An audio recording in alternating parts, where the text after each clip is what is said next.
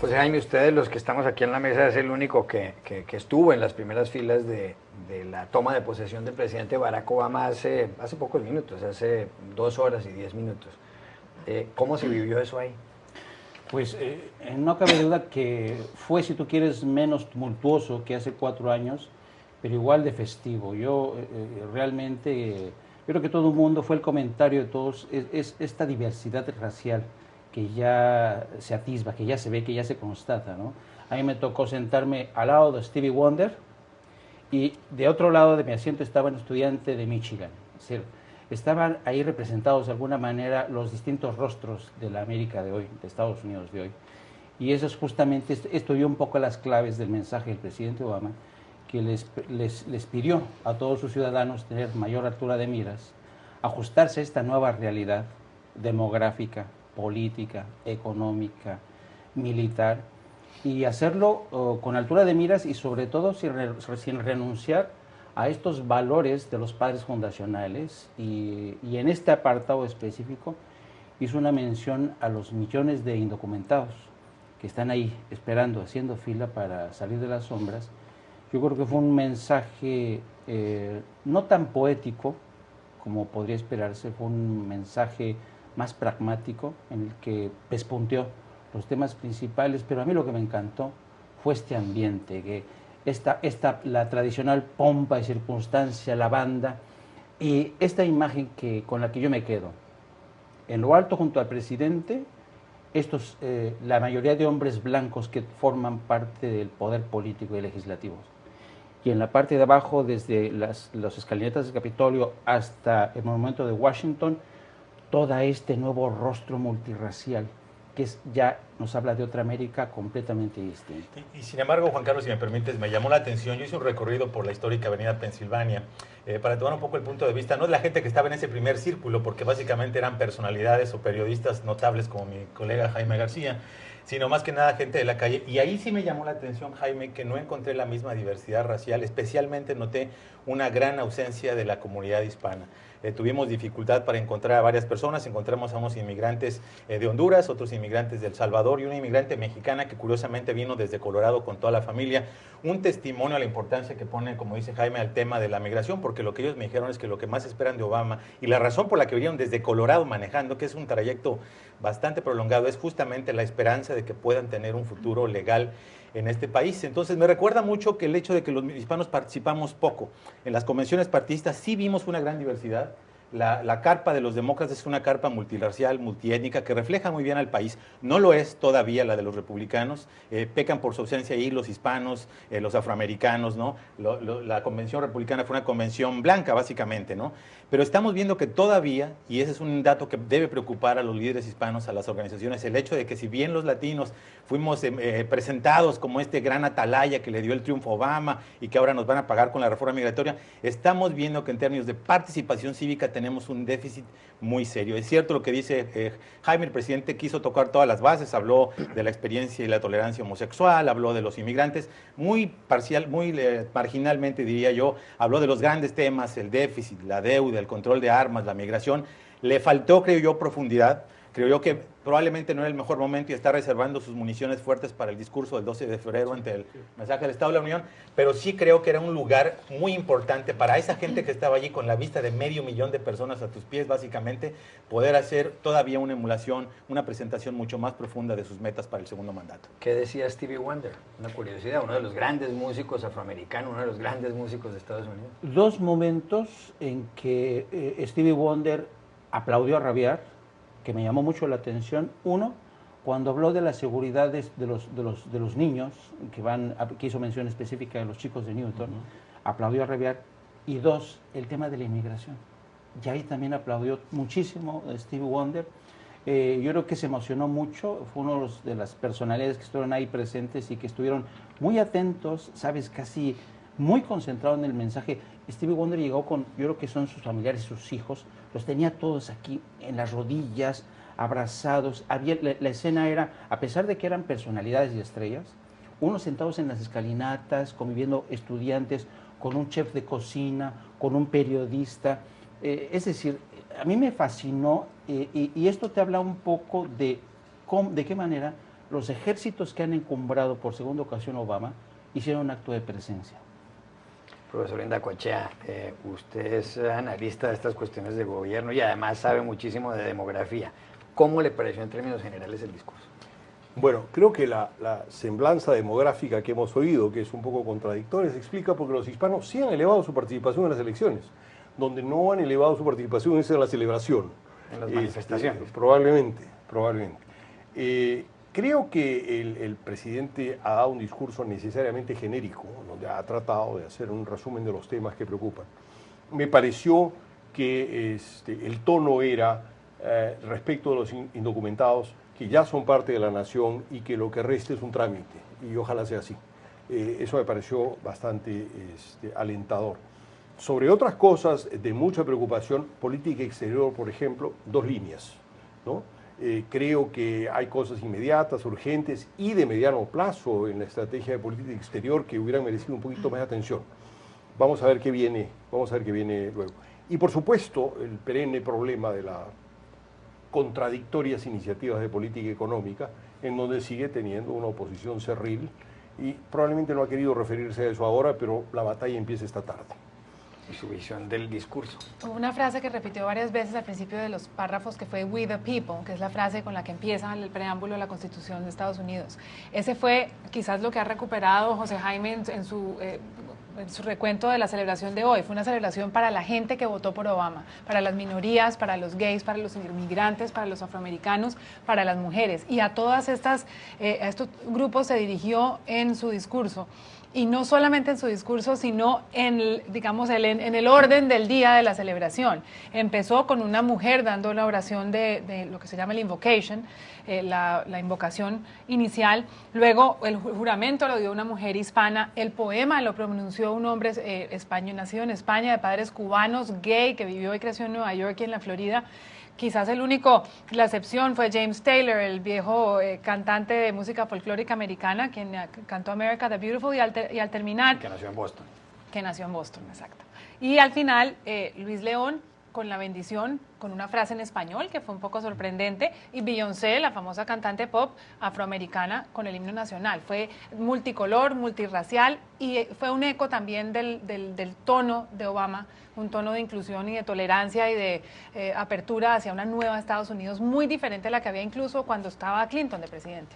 Y hay que rescatar en el discurso, creo, una cosa que conceptualmente no es todavía muy común en los Estados Unidos, y es afirmar que nuestras individualidades son respetables y han de realizarse, pero solo y sí acometemos una tarea colectiva. Esto es de una tradición republicana, no en el sentido partidario, es una tradición de república impecable, y que creo que es una buena invocación a lo que queda por hacer en estos 4 años. Antes de entrar acá me decía usted que este discurso parecía como dirigido a un país distinto. ¿Por qué? Era completamente diferente a lo que uno ha oído incluso en el primer discurso de posesión del presidente Obama, porque realmente los protagonistas de este nuevo país que preside a partir de hoy por segunda vez el presidente Obama son otros, son las personas que antes estaban, digamos, afuera de lo que era el centro y el núcleo de los Estados Unidos, y ahora han sido incorporados y son los protagonistas de estos nuevos Estados Unidos. Ese mensaje fue recurrente desde todas las referencias que hizo a la vida, el derecho a la felicidad y el derecho a la libertad, que están en el Bill of Rights, en la Declaración de Independencia. Fueron mensajes claros para todos aquellos que hasta este momento se han sentido excluidos de este país. Yo quiero ir por partes del discurso. El presidente Obama empezó diciendo que los padres fundadores, cuando hicieron la independencia del Imperio Británico, rompieron los lazos con una tiranía para entregarles a sus descendientes una república, y utilizó la palabra república. Y luego hizo un gran llamamiento a la unidad. Él viene con esa historia desde cuando pronunció su famoso discurso en el año 2004 en la Convención Demócrata en Boston, que ungió como candidato a John Kerry, que después perdió con George W. Bush, cuando Obama dijo aquí no hay unos Estados Unidos republicanos o demócratas, sino unos Estados Unidos de América y demás. Pero ese llamamiento a la unidad no terminará absolutamente nada. Los republicanos, como bien decía usted, se oponen a una cantidad de políticas de Obama. de los 4 expresidentes vivos que hay en este país, si no me falla la memoria, hoy estuvieron Jimmy Carter y Bill Clinton, que son demócratas. George Bush papá no estuvo porque ha tenido quebrantos de salud, pero George W. Bush, el hijo de Bush papá, tampoco estuvo porque supuestamente está cuidando al papá. Pero en mi opinión eso deja clarísimo que los republicanos y muchos senadores republicanos no fueron allá. Esta historia de Obama, de la unidad, ¿no será que va a terminar siendo simplemente una mentira, como dirían en Colombia, un cañazo? Y no... Hay una explicación alternativa por lo de George W. Bush. En el caso del padre es quebranto de salud, en el caso del hijo es un quebranto de imagen que no tiene recuperación. Sigue siendo nociva su presencia a su propio partido. Entonces, esa es una explicación alternativa. Pero el problema de la unidad, el problema de la invocación a la unidad es realmente muy serio, sobre todo en materia de política económica, donde hay 2 tendencias opuestas. La una, ocuparse de reparar la economía, y esto supone elevar o sostener el gasto del gobierno. La otra, ocuparse primero de solucionar el déficit, lo cual solo puede contribuir a la recesión. Entonces, esta confrontación, digamos, muy dura, es la mayor piedra en el zapato del presidente Obama y probablemente la causa fundamental de desunión en los próximos 4 años. Ahora, no sé si necesariamente estoy en desacuerdo que George W. Bush es nocivo para los republicanos. Quizás si los republicanos se parecieran más a George W. Bush no hubieran tenido tantos problemas en noviembre. Y es un hecho el que el expresidente Bush apoyó el tema de la migración. Creía que el fortalecimiento de la comunidad latina como un voto fundamental era lo que iba a preservar la mayoría de los republicanos en las próximas décadas. Creía en el tema de la educación, que no es un tema muy de los conservadores. Él promovió desde su gobierno en Texas el tema de la educación. Entonces, no sé, ahí a lo mejor habría una salvedad. A mí me llamó la atención lo que comentabas un poco también, Juan Carlos, porque el presidente creo que aprovechó esas referencias, esas reminiscencias a los temas, ¿no?, históricos, para retraer nuevamente al radar de la opinión pública la fuerte polarización que hubo por el debate reciente en el tema del precipicio fiscal, ¿no? Y en un momento muy específico dijo, estas tareas son urgentes, no puede haber demoras, no podemos confundir el absolutismo con los principios, no podemos confundir el espectáculo con la política, ni usar adjetivos con hacer negociaciones. Entonces creo que fue una referencia muy clara del nuevo Obama. Estamos viendo un Obama combativo, asertivo, otro Obama distinto al del primer mandato, donde trató de complacer hasta la muerte a los republicanos y que logró absolutamente nada, ni un 0 voto para su reforma de salud. Entonces creo que estamos viendo un nuevo gambito de Obama, ojo, que puede tener riesgos. Las segundas presidencias han sido desastrosas para mucho, para el propio George W. Bush, tuvo el problema de la guerra de Irak, el tema de la recesión, Bill Clinton tuvo la affair de Lewinsky, Richard Nixon tuvo su salida del país del gobierno. Entonces hay riesgos, pero creo que estamos viendo un presidente muy firme, muy combativo, que vamos a ver una presencia muy diferente, que lo mismo está dispuesto a hacer compromisos, pero creo yo va a mantener muchas más posiciones de principios que antes. Hace 4 años Obama habló de una reforma migratoria y no la hizo en su primer gobierno. En estas elecciones del pasado 6 de noviembre, el 71% de los hispanos, si no me falla la memoria, votaron por Obama y el 29% lo hicieron por Mitt Romney, el candidato republicano. Obama ha dicho que una de sus banderas de la campaña era la reforma migratoria. ¿Será que esta vez sí la hace? Porque en el primer gobierno habló de eso, pero deportó a 1 millón de hispanos, o la mayor parte de ese millón de deportados eran hispanos, que era más que el total de los deportados en los 8 años de gobierno de George W. Bush, aunque es cierto que muchos expedientes se habían empezado a caminar, expedientes de deportación en tiempos de Bush. ¿Será, usted que sigue tan de cerca el tema de la reforma migratoria, que Obama esta vez sí se va a dar el lapo, sí va a correr el riesgo y va a impulsar una reforma migratoria? ¿Y será que los republicanos, que tienen mayoría en la Cámara de Representantes, bailan al son que él les toque? Bueno, primero que nada, yo creo que el presidente Obama está obligado por las circunstancias. Ese 71%, como mencionaba Pepe, lo ha obligado, no puede dar marcha atrás. Y de otro lado, también estamos viendo cómo desde el Partido Republicano, el senador, por ejemplo, Rubio, ya empezó también ahí a tratar un poco de trabajar a favor de este consenso, a favor de esta reforma migratoria. Que cuál va a ser el producto final, eso no lo sabemos, el diablo está en los detalles. Va a ser un proceso, yo sospecho, complicado, pero no cabe duda que el presidente Obama está obligado, y está obligado no solamente por los resultados electorales, sino por esta realidad que ha dado un paso al frente y ha dejado a todo el mundo en evidencia, ha descobijado a gente que ya no puede esconderse detrás de estos prejuicios raciales, de estas guerras de culturas, de que los hispanos eran incapaces de asimilarse a esta ciudad, a este país, a esta nación. Eso prácticamente ha quedado desechado. Ya todo el mundo sabe que la comunidad hispana es una comunidad fuerte, leal, competitiva, que ha llegado aquí para quedarse, y yo creo que por eso mismo está obligado el presidente a cumplir. Ahora, pero aquí me gustaría hacer un poco mención, alusión a lo que tú decías, un poco referencia. Yo creo que el discurso del presidente hoy tiene que interpretarse en clave histórica. Es decir, bien sabemos cuáles son los problemas o los obstáculos que tiene el presidente Obama por delante. La regulación de las armas, reforma migratoria, calentamiento global, encontrar mayor equilibrio a la economía. Y cuando Obama hizo referencia a todos los presidentes que le han antecedido, pues cada presidente tuvo sus retos, ¿no? Lincoln, Roosevelt.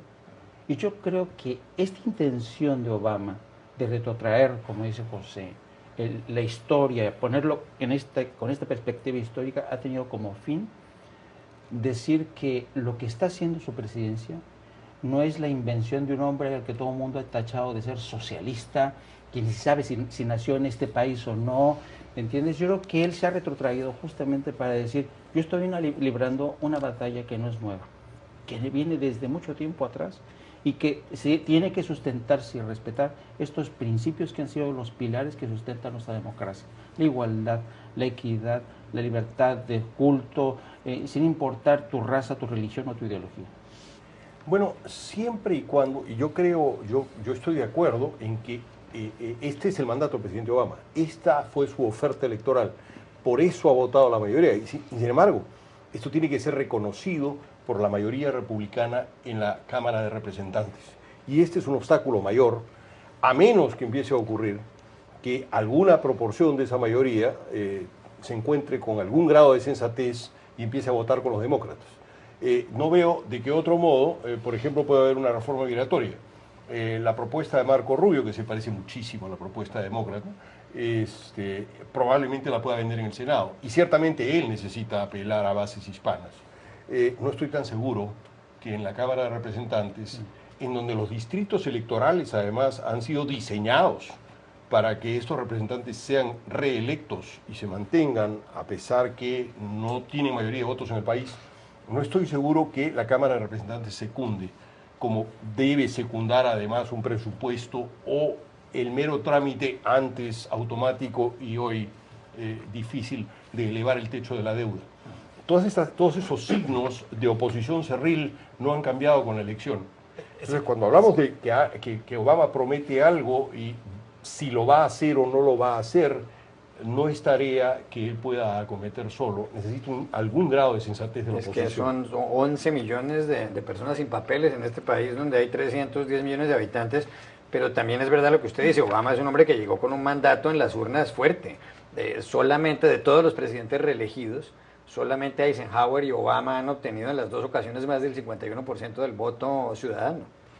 No, justamente yo quería retomar lo que hablaba Jaime, ¿no?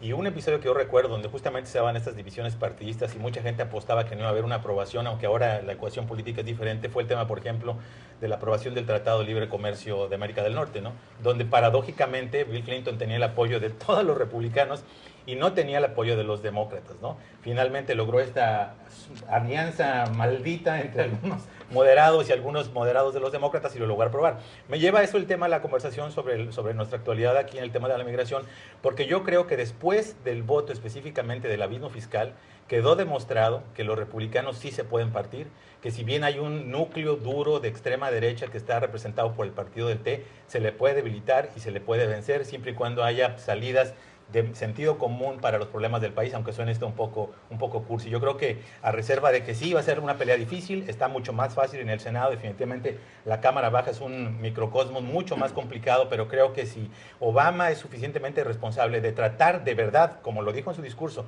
de acercarse a un terreno común, es posible crear una alianza pragmática entre demócratas y republicanos moderados que pueda sacar una reforma migratoria, quizá no de la plenitud y profundidad que todos quisiéramos, pero que por lo menos sea un avance significativo en este periodo.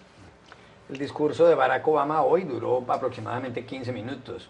No fue un discurso largo realmente, tampoco fue el más corto de la historia. ¿Cuál ha sido el más largo y cuál ha sido el más corto? Aquí está en la sección en cifras.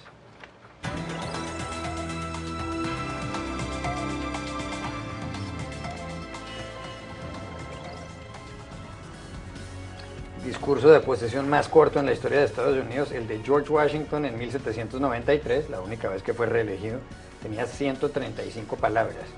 Y el discurso de posesión más largo tuvo 8.445 palabras, fue el de William Henry Harrison en 1841, que por lo demás ese día no se puso abrigo el señor, ni sombrero ni guantes, le dio una neumonía y se murió exactamente al mes. Lo pronunció el 4 de marzo, se murió el 4 de abril. Había sido curiosamente embajador en Santa Fe de Bogotá, ante la Nueva Granada, y después vino aquí a los Estados Unidos. ¿Qué opina usted de esto de las extensiones, profesor Ventacocha? Bueno, claramente si Harrison se murió tan pronto, le ahorró al país muchísimo tiempo. Podemos imaginar lo que hubieran durado los otros discursos, ¿no? Y acaso la economía de George Washington es siempre un gran ejemplo, la economía de palabras, ¿no?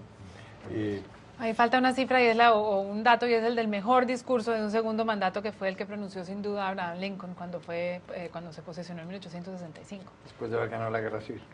Me llamó la impresión realmente que fuera tan corto. Barack Obama, al igual que Bill Clinton, son hombres de palabras y les gusta decir mucho, pero creo que en esta ocasión fue un discurso muy razonable y muy conciso.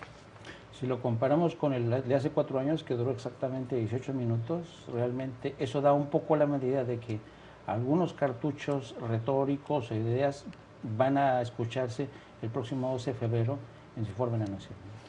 Profesor Ventacocha, Obama en su discurso de hoy dijo que un país no puede prosperar, o este país no puede prosperar, si únicamente se benefician unos pocos, refiriéndose a los más ricos. Y dijo además que el éxito del país reside en el éxito de la clase media.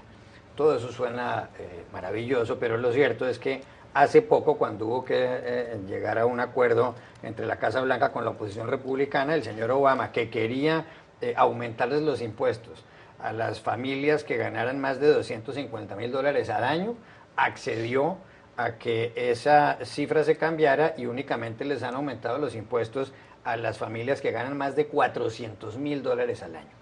Entonces, ¿no es esto otra vez pura retórica? El señor Obama dice que hay que favorecer a la clase media, etcétera, etcétera, pero cuando los republicanos le tuercen un poco el codo, ¿cede?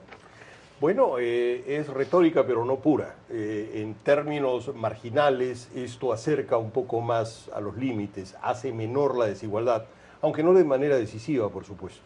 Y estoy de acuerdo, yo creo que Obama ha demostrado, si algún defecto ha demostrado en su último mandato, es que es un pésimo negociador, o sea, entrega los términos de la negociación final al principio, y eso no debiera hacerse. Y creo que esto fue una reiteración, no tan grave, pero una reiteración de esa tendencia, ¿no? Creo que sí, con un espíritu un poco más combativo, eso debiera cambiar.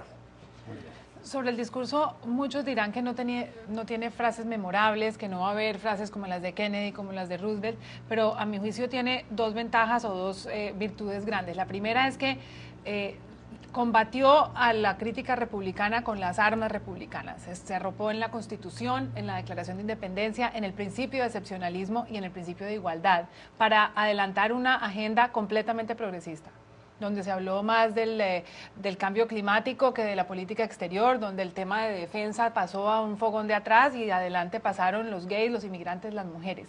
Entonces, ese fue un éxito, y el otro fue que logró sentar el tono de su segundo mandato sin necesariamente entrar demasiado en detalles y crear una especie de suspenso para el próximo discurso del Estado de la Unión, donde él va a delinear los temas de la agenda. Los dijo por encima y habló pues primero de que ha llegado el fin a una década de guerra y que está empezando una recuperación económica. Habló de la necesidad de reformar la economía, de crear empleo, de la infraestructura, la educación, pero no entró en estos temas específicos que vamos a ver en el discurso ante el Congreso dentro de pocas semanas. Esa es una de las frases, digamos, importantes del discurso de la década de la guerra terminada, en alusión a lo que ha pasado en Irak y en Afganistán, y ahora viene la era de la recuperación. ¿Podrá hacerlo Obama? Porque hace 4 años, y por supuesto estoy siendo abogado del diablo en todas estas preguntas, pero prometió una gran recuperación económica, dijo que el desempleo lo iba a mantener bajo y resulta que el desempleo se le subió a unos niveles tremendos. Bueno, por más que todavía consideramos a los presidentes de Estados Unidos como tlatoanis, como ocurría en México, ¿no? Creo que hay un reconocimiento cada vez más universal que el presidente de Estados Unidos no es un ser omnipoderoso, creo que tiene serias limitaciones, y si en algún punto tiene limitaciones, Juan Carlos, es en el tema de la economía internacional, como lo demostró, por ejemplo, en el tema de los precios del petróleo, cuando subieron altísimamente y estuvieron a punto, todo el mundo opinaba de romper la posibilidad de un segundo mandato, vimos que los precios se estabilizaron, no fue gracias a él.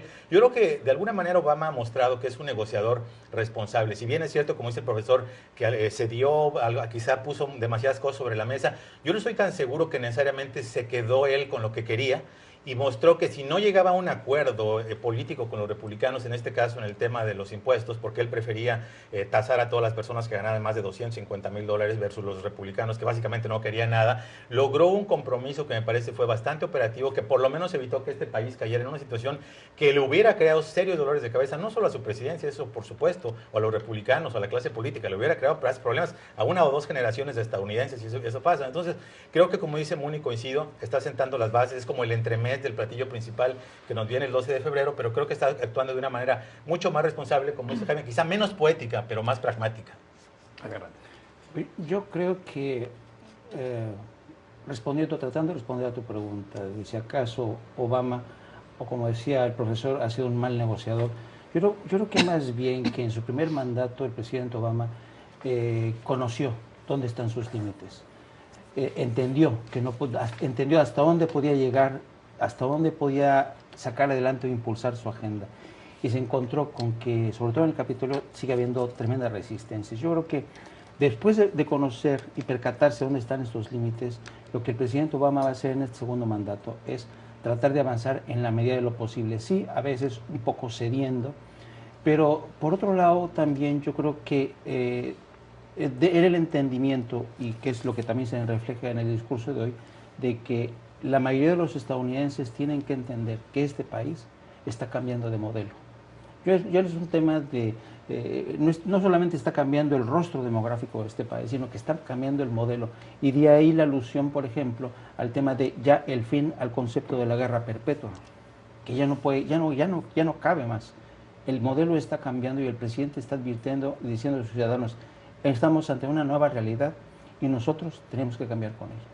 Al entrar a este estudio, me decía usted que había que prestarle mucha atención a lo que va a pasar en el discurso del Estado de la Unión, que es esa especie de informe anual que da el presidente de Estados Unidos en una sesión plenaria del Senado y la Cámara, cosa que ocurrirá el 12 de febrero. Y también me decía rápidamente, antes de entrar acá, que también hubo muchas cosas que Obama no dijo.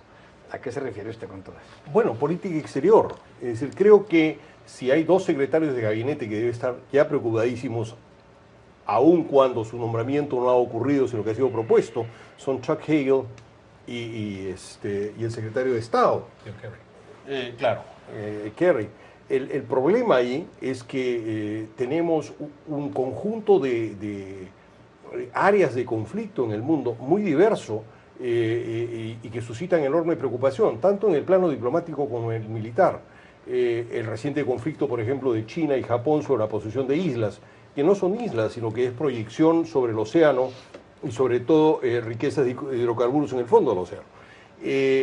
La conflagración en el Magreb, en el norte de África, involucrando ya dos países, no solamente Mali, sino el reciente ataque terrorista en Argelia.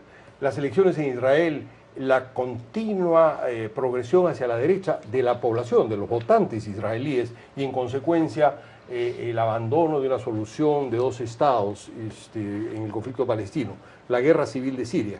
Y creo que la cereza es además una transición en Venezuela que no sabemos a dónde va, y eso es perfectamente aceptable, pero tampoco sabemos de dónde viene, no conocemos ni siquiera el estado de salud del presidente Chávez, no se diga los acuerdos con Cuba o cuál va a ser el estado de la relación luego que el presidente Chávez nos deje. Llamó la atención justamente la ausencia del tema de política exterior en el discurso, y llamó también la atención la dedicación que le dio Obama al tema de cambio climático y a la parte ambiental. Los periódicos y los analistas aquí hicieron durante las últimas semanas una especie de listado de calificaciones de Obama frente a las promesas que había hecho hace 4 años, y en la parte ambiental salió el saldo en rojo. Aparentemente lo leyó y en este momento está cumpliendo con las promesas que hizo en este discurso. Habla de esta hora Barack Obama desde el Capitolio. A mi vicepresidente, que no solo ha sido un compañero inigualable, sino un extraordinario amigo, y al Dr. Jill Biden, que ha estado con mi esposa y ha mostrado una extrema generosidad. A el gabinete que está aquí, estoy muy agradecido. Algunos de ustedes se quedan, algunos de ustedes se van, pero yo sé de los sacrificios que han hecho como equipo para tratar de avanzar en esta causa del progreso en el país, y siempre estaré agradecido con ustedes. Al presidente de la Cámara, a Nancy Pelosi, al líder demócrata Harry Reid, así como al líder republicano Mitch McConnell, y a todos los líderes del Congreso y todos los miembros del Congreso que están aquí. Yo reconozco que la democracia nunca es fácil, reconozco que hay diferencias profundas en este salón, pero quiero decir gracias por su servicio y quiero agradecer a sus familias por su servicio, porque sin importar la persuasión política, nosotros creemos que podemos hacer a un mejor Estados Unidos para las generaciones futuras. Yo tengo la confianza de que podemos actuar en este momento de manera en que podamos hacer una diferencia para nuestros hijos y los hijos de nuestros hijos. Y yo sé que el antiguo presidente Carter, el presidente Clinton, ellos entienden la ironía de la oficina presidencial, que entre más usted permanece allí, más humilde se vuelve. Y nosotros tenemos conciencia de que es más allá de nuestros poderes individuales. Avanzar en este país solo puede hacerlo si usted tiene socios extraordinarios y el espíritu de la buena voluntad por la fuerza y la resistencia del pueblo estadounidense. Así que a mí me gustaría unirnos no solamente en este brindis por el extraordinario trabajo de Alexander y de otras personas que están acá, que crearon este día especial para nosotros, sino también que quiero agradecer a cada uno de ustedes por no solamente su servicio en el pasado, sino espero el servicio en el futuro también. Y quiero ofrecerles un último brindis aquí a mi esposa, Michelle, que no hay controversia de que es la mejor primera dama. Salud y muchas gracias a todos. Dios los bendiga. Y Dios bendiga a Estados Unidos.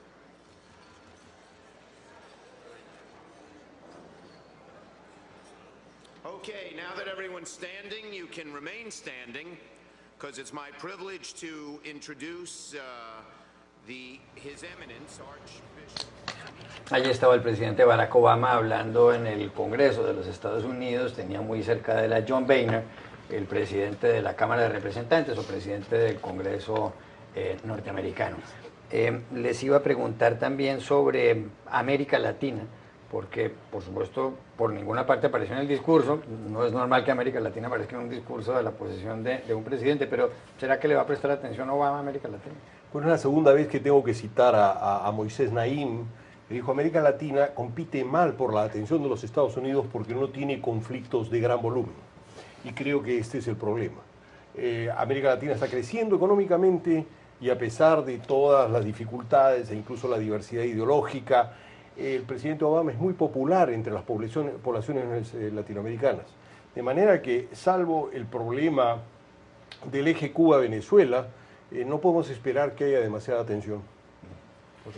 Fíjate que yo difiero, yo considero, y si hacemos un poco revisión de lo que han sido la historia de los discursos de inicio de mandato, ya sea cuando sea transición de poder o sea confirmación de poder, realmente nos vamos a encontrar con pocos ejemplos en los que se haga alusión a los temas internacionales. ¿Por qué? Pues porque básicamente son discursos en los que los presidentes suelen enumerar, pues puntear cuáles son los temas de su agenda, ¿no?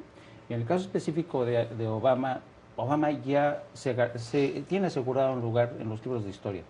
Es el segundo demócrata después de Roosevelt, creo, el último fue Clinton, que se garantiza una reelección y además la consigue con más del 50% del voto de la mayoría, ¿no? Es decir, con esto ya pasó a la historia, más por ser el primer presidente de raza negra, pero lo que Obama quiere en su segundo mandato es pasar a la historia como un presidente que transformó a este país.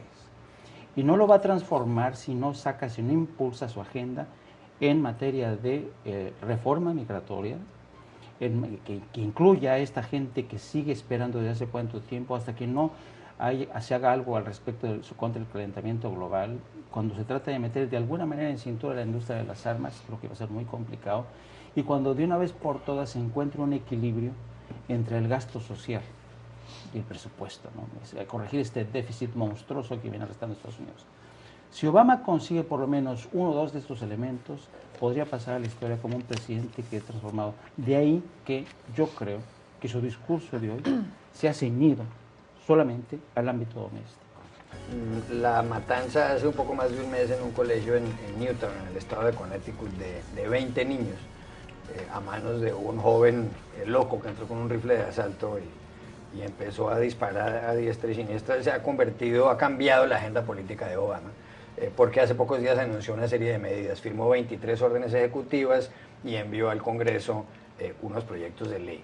Tal vez los más importantes lo más importante de esa agenda son los dos proyectos de ley, uno de los cuales busca prohibir la venta de rifles de asalto, de rifles militares, y la otra obliga a que se hagan unos exámenes de antecedentes mentales y médicos de las personas que quieran comprar armamento. Sin embargo, Obama habla de esto de la unidad, volvemos a lo mismo, pero uno no sabe si los republicanos le aprueben esta agenda en el Congreso cuando tienen mayoría en la Cámara de Representantes. Yo creo que de los que acabas de mencionar, las 23 medidas ejecutivas, que esas se tramitan, son medidas de carácter administrativo que puede emplear o poner e implementar el Departamento de Justicia. Otra causa es que a la hora de la verdad se puedan implementar, porque los republicanos han demostrado, y sobre todo la Asociación Nacional de Rifle, que es tremendamente hábil a la hora de desahuciar financieramente estas medidas, ¿no? Y por el lado de la implementación de las iniciativas de ley que ha presentado, por ejemplo, de reimplantar la iniciativa contra las armas de asalto y contra los cargadores de gran capacidad, yo realmente creo que va a ser una misión imposible. No tiene los votos en la Cámara de Representantes. Yo creo que si consigue el apoyo en el Senado, esto va a morir en la Cámara Baja. Por una razón sencilla, pues y el presidente lo reconoció. Yo creo que si uno revisa la lista de los congresistas que están bajo el ala de la Asociación Nacional de Rifle, son más del 60%, casi el 60% de la Cámara de Representantes. Y muchos de ellos tienen miedo, le tienen pavor a lo que se les viene en las elecciones legislativas del 2014.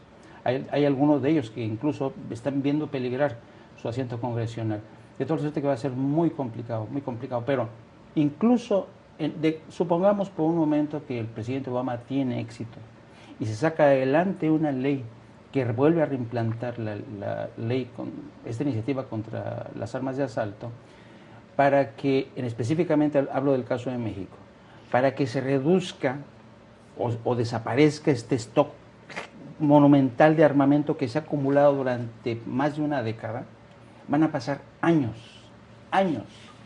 de tal suerte que aunque se restablezca esta implantación, el tema de la violencia y la capacidad de fuego de los carteles y del crimen organizado va a seguir ahí. Así que esto va 20 segundos tenemos. Creo que es un buen resumen político, pero a mí lo que me asombra, y creo que debiera ser un ejemplo en la formación de los abogados en todo el mundo, es la interpretación de la segunda enmienda.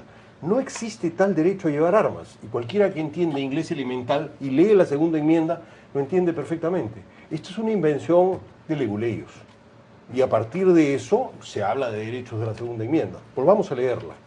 5 segundos. No, definitivamente Obama tiene un capital político limitado. Tiene el techo de la deuda, el déficit, el control de armas y migración. Muy probablemente va a escoger uno de los 3 temas y me temo que va a ser el económico. Gracias a todos y a ustedes los espero mañana.